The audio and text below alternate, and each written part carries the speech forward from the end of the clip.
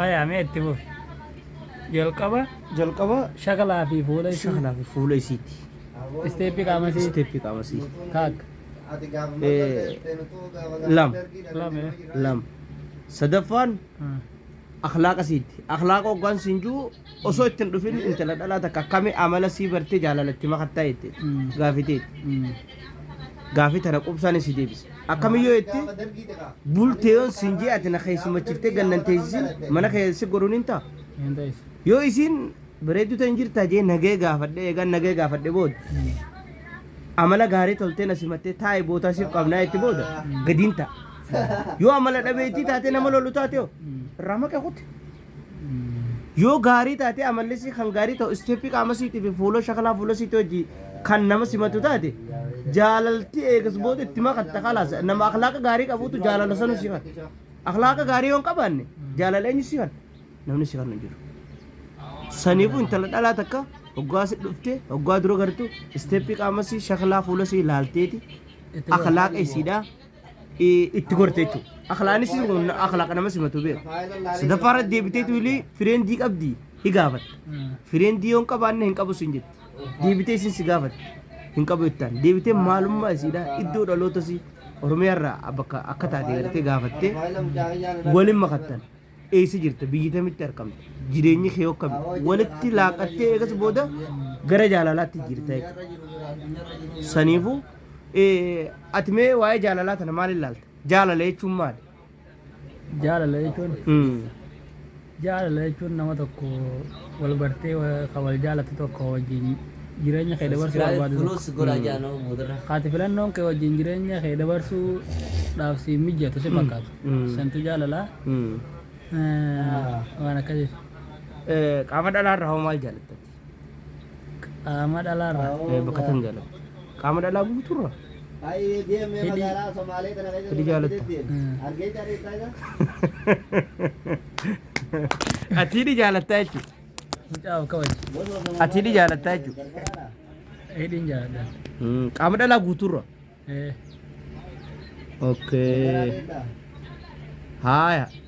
takka jaalaltis qabdee beeyta amma dur na qabdee akkamsi gooti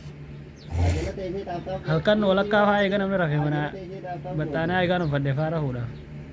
lafaa kee mana isaanii bira dhaqee hayyee mana isaanii ulaa dura dhaqee ulaan isaanii cufa rafan isaanii karaa garagalte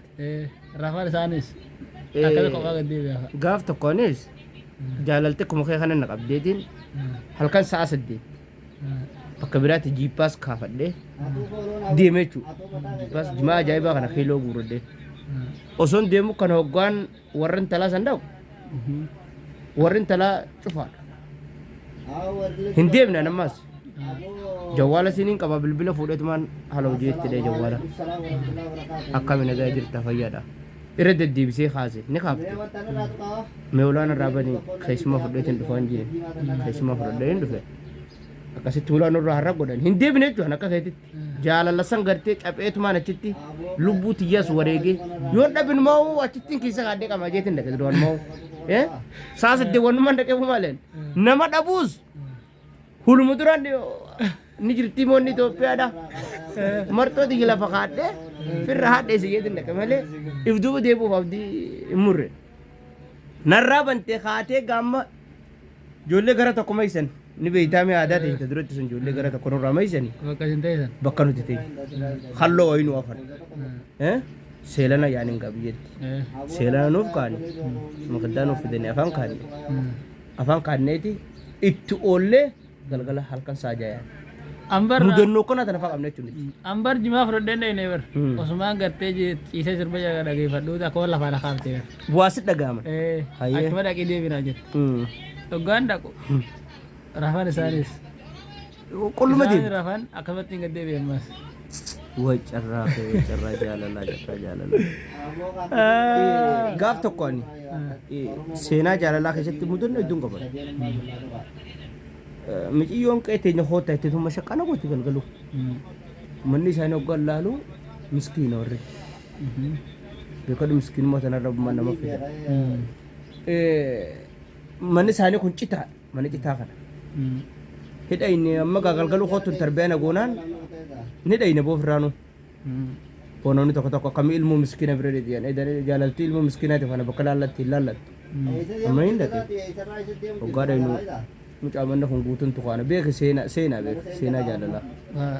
tukaanni qaama kana zalla godhe hin sossoone kanuma tukaanaa sanii